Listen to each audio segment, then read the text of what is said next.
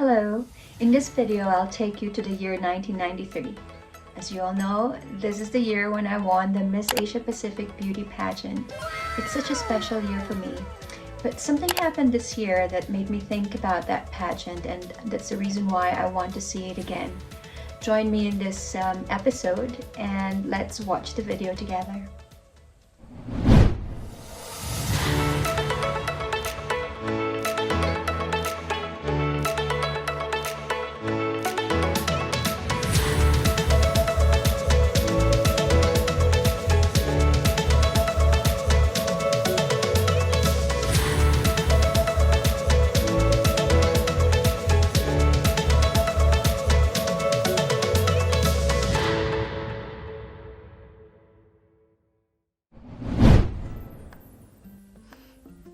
This is so much fun.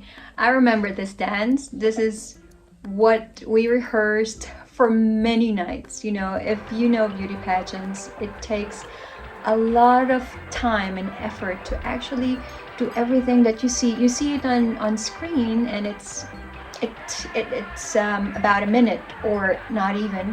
But it took us 7 days and 7 nights to rehearse all of these positioning and all of the dances, and particularly this one, this opening number. It took us a lot of time because we had to do the choreography, and then aside from that, we also had to shoot a lot of these poses and background footage in Nayong Filipino. We did it in Nayong Filipino, we did it in Termuros. It was really lovely, and our director, Direct Fritz Infante, was just the most amazing, the most creative director. He was very strict, mind you, he was very strict, and Douglas Niera and his power dance group was one of the best, if not the best group in the 90s, and they accompanied us and taught us the dances, and it was just amazing. But it was, at that time, you know, I was 19. It was nerve-wracking, and you were exhausted from all the practice and the late nights, and yeah, but here it is. Oh, and there's Anthony Pangilinan being called on stage. Anthony was our host, or yes, he was the MC, assisted by Nanette Medved. Does anyone remember Nanette Medved? She was a very well-known TV actress in the 90s. I believe she has her own business now, and yeah, she's happily married. Oh gosh, here we go. We're going to introduce ourselves now.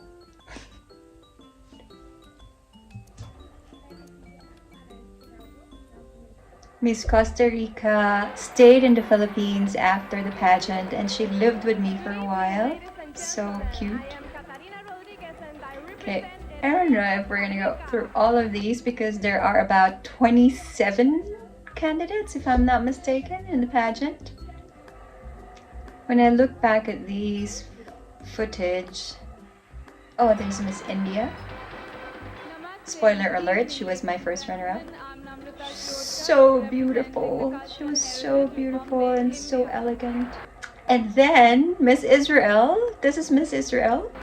Miss Israel was my baby. She was my roommate, and you could see she was so young. A lot of these, when I look back at these videos and these footage, it just reminded me of how young we were. Some of us were 18, 19. I was 19 at that time, and wow, really at that age you barely know what is going on with the world, to be honest. I was in university. It was a different world, so it's so sweet to look back at these lovely young ladies, and I actually wonder what they're doing now. Oh, wow, Miss Korea. She was also very beautiful, but very temperamental.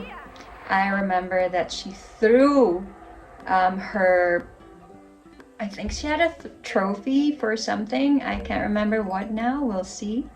She threw it away because she didn't make it on the top 10 or the top 5. Lavinia Tan of Malaysia, the tall, statuesque beauty. She's so beautiful too. And Miss Mexico, who joined the top 5. She was also very beautiful. Teresa Aragon. Oh, it's coming, it's coming. It's now Papua New Guinea, and then there's Peru, and then there's Philippines. It's me. Papua New Guinea, and then it's Philippines. Mabuhay at magandang gabi po sa inyong lahat. Ako si Michelle Aldana, kumakatawan sa Republika ng Pilipinas. Now let's give a warm welcome to Miss Singapore. It makes the hair at the back of my head stand. Back of my head, not back of my hand. I was so young and I was wearing this terno. I believe it's from, let me see. I know that my final gown was done by Pitoy. I think it was also a Pitoy ensemble by the late Pitoy Moreno. Mesdames et messieurs, bonsoir. Tahiti. Thailand was also very regal. Another one of my babies, Edda Burke. She was roommates with Miss USA, but I took care of her when she was sick. Oh, there you go. Miss Korea won the best in national costume. She was the first one to win an award, followed by Miss Tahiti, who won the best in talent. And awarding Miss Korea for the best in national costume is Tita Georgie Velarde. Oh, I love her. She was one of our moms. She was really, really amazing. She passed away a couple of years ago, so that's sad. But yeah, she was one of the best moms in the beauty pageant business.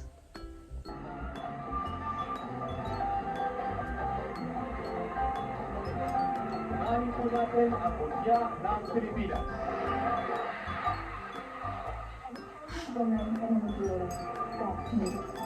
That 20 houses, finance and Lamancha, and a corporate streamer, chosen radio. After climbing with my favorite sport, and I guess that speaks for the kind of person I am. Strong-willed, courageous, never easily defeated by big problems, always striving to succeed. I come from a lower middle class. Poverty has never deterred me from climbing out of it and succeeding. Show me any mountain and I'll climb it anytime. Natiana Filipinas is Michelle Aldana. Michelle is from Bulacan. She is 20 years old, stands 5 feet 6 inches, and measures 33 and a half, 23, 34 inches. Oh my god, swimsuit competition. Okay, so I was part of the last batch to come out for the swimsuit competition, and I was the first one of that batch. And looking at it now, I was so tiny. 23. How do you have a waist, a 23 waist? But anyway, yeah, I just looking at this video where I had to do this with my hair, and at that time I had this massive, really long hair, massively long hair, and it wasn't just long, it was really thick. Kawawa. I really felt bad for the person who had to do my hair at that time, because they had to blow dry. It takes about an hour to blow dry my hair, and I'm not kidding. I'm trying to remember who did my hair. So we didn't have our own, during that time, we didn't have our own makeup artists, we didn't have our own photographers, and you know, people who do the selfies and whatever. We had to do most of the things ourselves. But during the pageant itself, the organizers gave us a whole team of makeup artists and hairstylists, and then they match us. If you don't have a gown, they match you with someone who will sponsor your gown. At that time, I remember that the person who did my makeup, his name was Resty. Sadly, Resty passed away in the early 2000s. Actually, no, in the late 90s. He passed away in the late 90s. But I can't remember who did my hair. So if you know, if you're watching, please drop me a note. Or if you know who did my hair, if you are friends with him, because I know it was a man, but I don't remember his name, then please leave a comment. Yeah, let's see. Oh, I didn't really score high on the swimsuit competition. Of course, I wasn't. I mean, did you see Tahiti? Yeah, she was tall and like really beautiful. She was fully developed as a woman. They said I was 20, but actually I was 19, turning 20. Mr. La Vista gave me 82. I got a really high one from Dr. Alba. I think Dr. Alba is the Indian. Was she the Indian ambassador? And then Mr. Adams gave me an. Oh, he also gave me a 95. And at that time, Congressman Marcos, who is now running for the president of the Philippines, also gave me a 95. That wasn't bad. So, an average, I got an 89.545. Okay, let's carry on. Miss Photogenic was just announced, and I forgot that I won Miss Photogenic in that pageant. What really interested me was when they said that my interests were meditation, singing, and watching old movies, because that's the same interest I have till this day. And the other thing that it really caught my attention was my front teeth, because at that time I had that bunny teeth. I haven't had braces then. It was so cute though. I thought it was cute. Hey, that's me in the middle. This is a choreographed dance and I'm right at the beginning. I just realized it. I was in the beginning of the dance with the power dance. I was in the center. The one with the white dress. If you're watching this with me, I'm that one. That one in the center with the white dress and the long hair. How can you miss?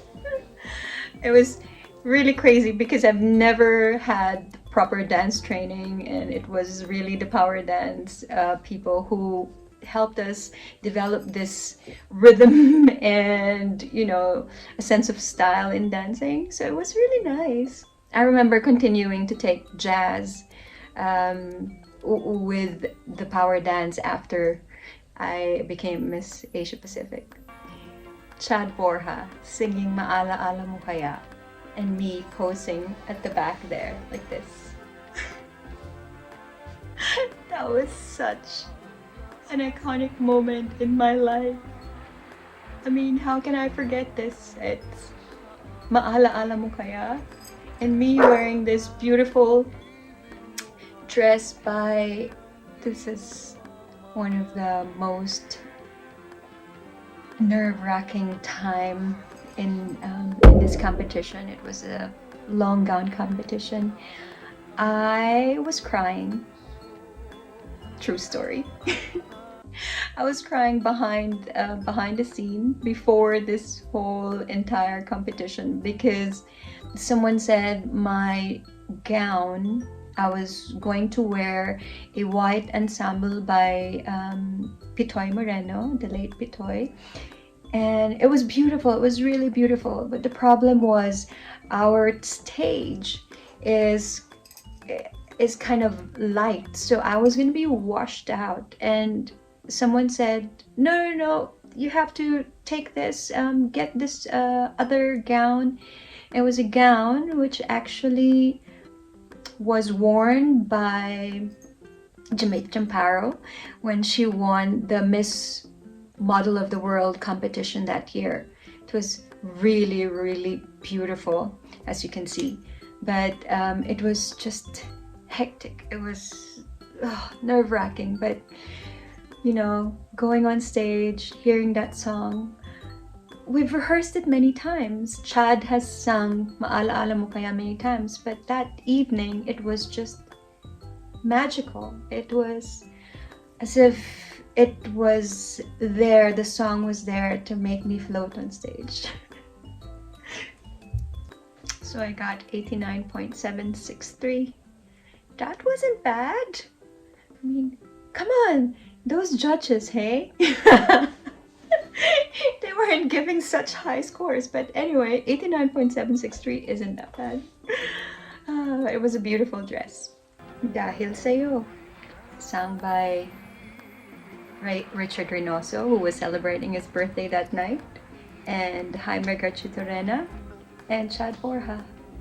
That was enough for me. It was actually like being serenaded by those good-looking men who can really sing. I mean, their voices were just marvelous. They were heavenly. It was really something. But of course, at that time, I was not thinking of that. I was thinking more of, gosh, I'm standing on stage and my feet was burning. It was, you know, every night of walking on high heels and going to places, not just every night, but every morning, going to sponsors, going to lunches, breakfasts, and dinners, and we're always wearing heels. It was so exhausting. But yeah, I guess when I was on stage, if I remember it correctly, don't really feel the fatigue because there's adrenaline that kept on pumping and kept on moving you along. But yeah, crazy. Miss Friendship. That was me. Yes. That was a special award for me because I really wanted to be the best host that the Miss Asia Pacific ever had, and it was, I didn't have to put a lot of effort in it, but I know that in my heart it was a special award just for me. And look at that. Who won the best in long gown? It was Namrata Shidwardkar, who was, okay, spoiler alert, she won the first runner-up in this pageant. But also, I didn't know until now that she won the first runner-up in the Miss Universe pageant that year. Who knew? They're announcing the 10 semi-finalists. I can't remember if I was called first, last, middle, I don't remember. So, yep. I haven't watched this in a long time. I actually only watched it once. And that was probably a long time ago. Those little boys, they're so cute with their flowers. I remember that well. Those little boys are big boys now. Well, actually, men now. This was 30 years ago. Miss Canada was the first one to be called. I wonder if it's alphabetical. Miss Malaysia, no surprises there. Lavinia Tan. I remember that she made her own gown. That I remember. Because she was a designer. Yay! That was my baby. Karen Levy. She was in the top 10. So happy. And Namrata. Shirad Kar. Karen Levy, Miss Israel, she was wearing the gown of the same designer that designed my gown. Louis Mamenko. Louis. Chile. So I lost count. How many have we had? Oh, I was number 6. I was number 6 in the top 10. And then I was beside Miss India. Side by side. Costa Rica was after me. Okay. That's Catarina Rodriguez. It's so strange to look at all our hairstyles now and see how so old-fashioned they were, you know, coiffed. And well, right now when you see all these beauty pageant candidates, they're all big blows and like massive curls. We were all up because it's the long gown competition. It had to be up. El Salvador, she was beautiful too. Kathy Mendez. And of course, Miss Tahiti, Miss Teresa, Maria Teresa Aragon, Miss Mexico. She was really beautiful. Yes, this was the part when we went to the backstage, where Miss Korea threw her things away. Gosh. Am I supposed to say that? Okay, I'm skipping to the question and answer portion. I'm getting scared. I don't know why I'm still getting scared after all these years. Well, there was this climb in Bulacan that we had. It was my first climb, and I didn't really realize how hard it would be. I thought that climbing a mountain would be as easy as horseback riding or my other sports that I was doing. But then when we went up, we were about I had 18 no idea. miles away from the foot of the mountain. Of all the things they could ask me, why did they have to ask me about my experience in mountain climbing? Anyway, so the first, the 10 semi-finalists are usually scored, or the questions that are given to them are usually very light questions about yourself, or question about your country and your culture, something. So that was what was given to me. And yeah, it just, I was so young. Looking at it, it looks so young and, you know, so fresh. And I wish, I don't know how to say this.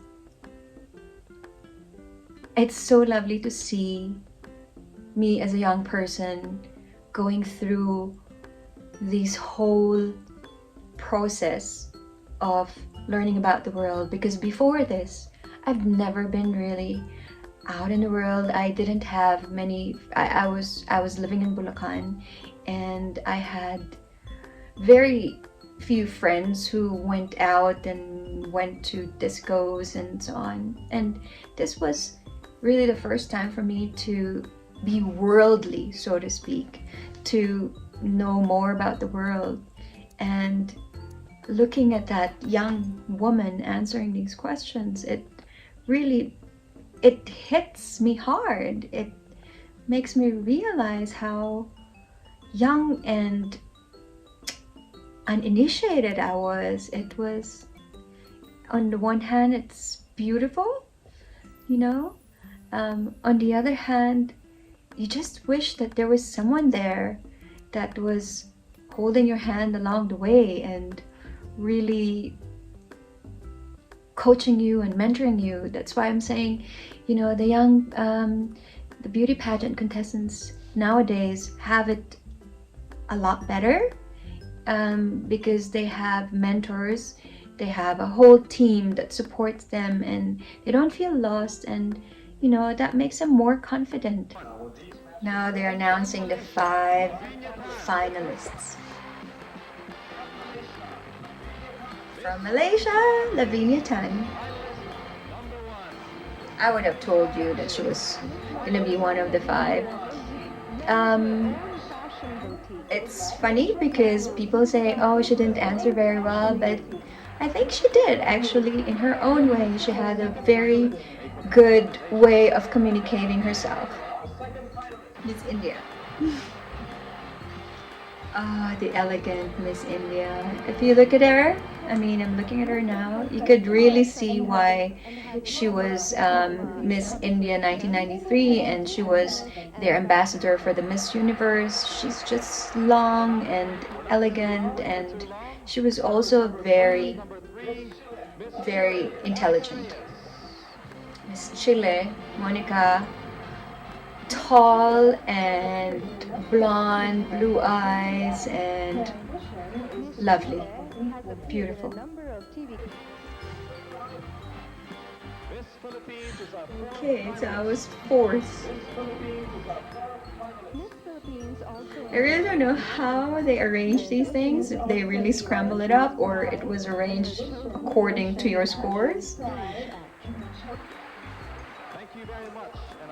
the last one was Miss Mexico.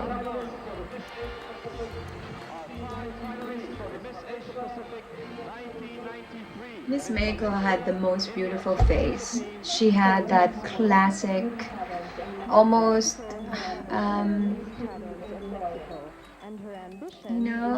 a lighter Salma Hayek. She's beautiful.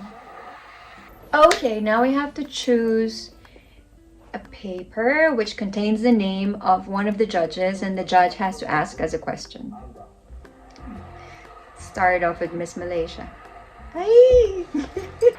So the name of the paper I chose is that of Her Excellency, the Indian Ambassador Shamala Kausik, I think. And she asked me, who among the world leaders would you like to meet, and what would you ask him or her? My answer was Boris Yeltsin. Okay, so full disclosure, this is the reason why I decided to watch the pageant again, because in 1993 I was a second year student at the University of the Philippines, and everyone knows, or at least everyone in the Philippines knows, that the University of the Philippines is one of the most radical universities in the country. Radical in a sense that we like to challenge the status quo, we like to question, or the students and the faculty like to question what is going on in our political system, not just in our country but also in the world. And during that time, in 1993, there was this big shift in Russia. Boris Yeltsin was the president at that time, and he was handing over a lot of, he was shifting from communism, which everyone knows Russia was a communist country before that, into a more socialist government. He actually was handing reins over to a lot of rich families in Russia, oligarchs and so on. And standing there wanting to articulate all of that in 1 minute or two, I had to condense everything in my head in a span of 1 minute, and also thinking about my biases, because I was not completely pro-communism, but also I was not very happy. I was not really happy with capitalism either. So that was what's going on in my head when I was answering that question. And if you are a fan of history, you would know that eventually Yeltsin left the government, the Russian government, very unpopular in the late 90s. I think it was 99 or 98 when he left, and he handed over the reins to his prime minister and to the newly appointed, at that time, his successor was Vladimir Putin. So that's when Putin started his reign.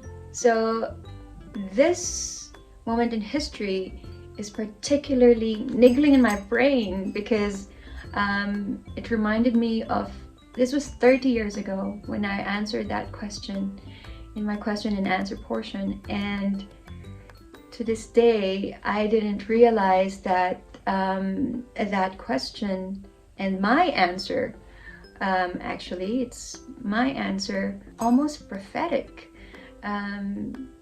was Yeltsin doing the right thing at that time? Did he create a monster? Okay, 1993, he hasn't given the reins to Putin, but yeah. So this is the reason why. This is the reason why I wanted to watch this beauty pageant again.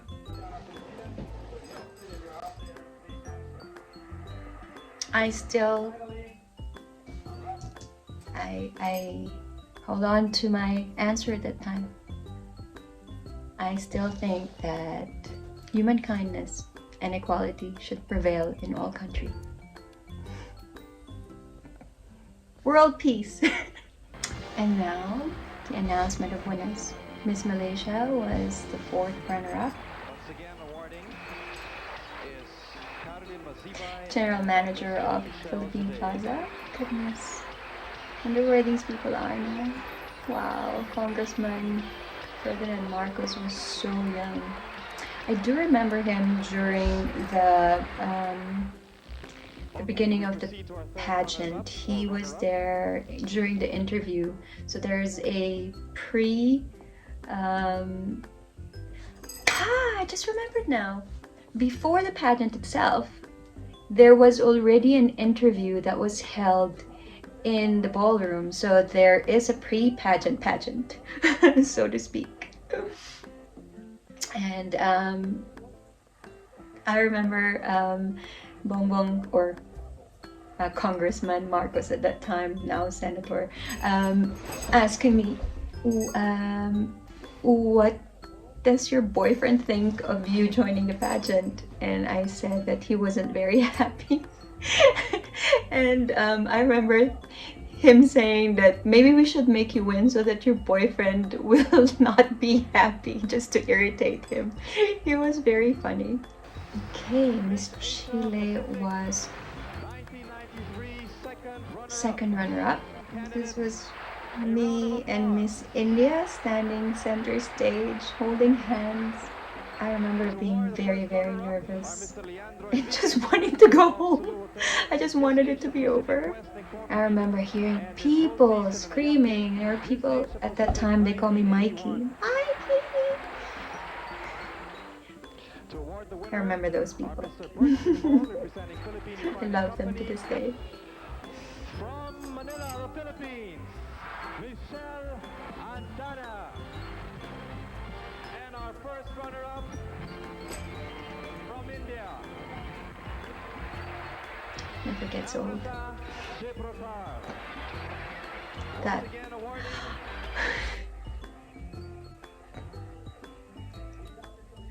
overwhelmed. Oh, I was holding on to Miss India. Like, I didn't want to let her go. Because if I let her go, I was going to probably just melt on the floor like a candle. I was so overwhelmed. Hey, I was 19. Give me a break. And the former Miss Asia Pacific, Miss Israel, she was just amazing. She was very supportive. She was Talipen Harouche. And that was that. I hope you enjoyed this episode, reminiscing with me and my former beauty pageant. If you have any suggestions, comments, or questions, drop them on the box below, the comment box. And yes, don't forget to subscribe to this channel so you can see all the different episodes that we drop every week. Okay, this is Michelle Aldana saying